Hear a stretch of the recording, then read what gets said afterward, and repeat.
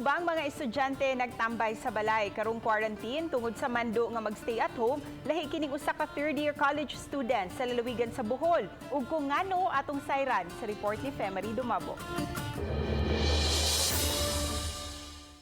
Giilangaw sa mga frontliners ang kapulisan ug kasundaluhan nga moatubang kang bisan kinsa.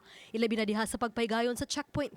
Sa dakbayan sa Tagbilaran, Bohol, lakip sa mga magman sa checkpoint ang mga volunteer nga mga college student.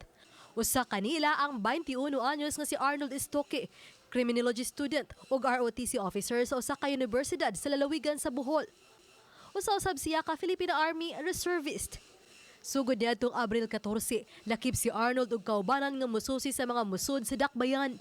Kung kompleto ba sa mga requirements sama sa quarantine pass, nakasulo ba og face mask ug uban pa. Nabalaka man sa karisgo, apan ang kaikag nga makaserbisyo. Rason kun nganong excited si Estoque nga mo duty matag adlaw, bisan pa weekend. Ika ni Mayor niya ni-request sa seminar ni-request sa CDC then gitawag mi o 50 personnel nga mo volunteer willing juga di juga madlok basta naalang ang karunay sa ang Ginoo. Si Estoque usa sa 50 ka mga volunteer nga gilangkuban sa mga tinun-an, mga magtutudlo uban pang mga professional nga mga Philippine Army Reserve. Mato di Estoque nga mas mitaas karon ang iyang respeto sa mga law enforcer.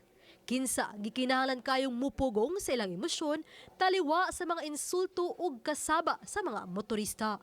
Kanang mo resist nga usay makapasakit sa mga frontliners. Usapo na sa maka low moral nga nikamot pud may para nilabot. Para sa mga tao, andam ko mo sakripisyo. Lisod kayo ning pagbolunteer as a frontliners kay mabalaka ang akong pamilya. Uban ni Cleofer Lumayag, ako si Femery Dumabok. O kini ang akong GMA RTV presents.